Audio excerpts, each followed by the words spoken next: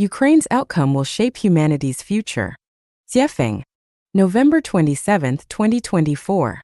For nearly 3 years, a ruthless neighbor has been invading Ukraine, committing atrocities, looting, and forcibly occupying its land. It even forbids Ukraine from forming harmonious, mutually beneficial relationships with other neighbors. This is a mockery of human society and a disgraceful assault on human civilization. For over 2 years, this powerful bully has been wreaking havoc and slaughtering. This demonstrates the weakness of the forces of civilization and justice in the world today. If the world had an abundance of civilized nations, this bully would have long been expelled from Ukraine and compelled to compensate for all its losses, twice over. The aggression against Ukraine persists. If Ukraine were to lose, humanity's hope for advancing to a higher form of civilization would be dashed, justice would vanish, and the world would descend into a hellish existence. Conversely, if Ukraine were to triumph, humanity would usher in a golden age, advancing into a higher form of civilization. For the sake of a more peaceful and beautiful tomorrow, it is imperative to defeat and utterly destroy Ukraine's oppressor, Russia. Otherwise, humanity's future will be shrouded in darkness. Allowing bullies and bandits to profit from aggression will only lead to an endless proliferation of tyrants and robbers, both large and small. Support for Ukraine's victory serves as a litmus test for determining whether an individual, a nation, or a country is civilized or barbaric. Those who stand with Ukraine are civilized. Those who support its oppressor are barbaric. In this clash between civilization and barbarism, those who remain neutral, whether they are individuals, nations, or states, are despicable. Their neutrality effectively condones, permits, and covertly aids barbarism. Imagine a village terrorized by a bully. The only way to restore harmony, peace, and happiness is for all the villagers to unite against the bully.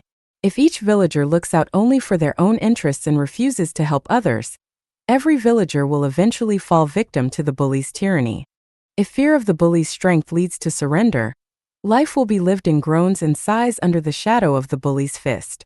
If nuclear threats from such aggressors deter resistance, humanity will watch as they systematically annex the entire world, dragging it into an abyss of darkness. Do not think that your neighbor's suffering has nothing to do with you. If you ignore their pain, misfortune will eventually come to you. Do not think injustices suffered by others on this planet are unrelated to your life. Ignoring the suffering and injustices of others will ultimately lead you to taste the bitterness of suffering and injustice yourself. Here, I issue a warning to the United States. You are currently the pillar of human civilization and the guarantor of humanity's progress toward civilization. Your primary task is not America first, not make America great again, nor the expulsion of illegal immigrants. Your utmost priority should be to help Ukraine defeat and destroy its aggressor. You must spare no effort and employ all means necessary, using greater force to counter barbarism. Do not attempt to persuade aggressors to give up their invasion with morality, righteousness, or justice. The best way for civilization to deal with barbarism is to treat it in kind. Good remains good even if it appears evil. Evil remains evil even if it appears good. Land for peace agreements are unacceptable. That is akin to asking a woman to undress herself to ensure her rapist refrains from future assaults. Only by helping Ukraine reclaim all its land, driving the invader out of its home, and forcing it to pay double for the damages can humanity glimpse the dawn of civilization. Only then will those who harbor ambitions of bullying others, be they individuals, nations, or states, be warned into behaving like civilized beings.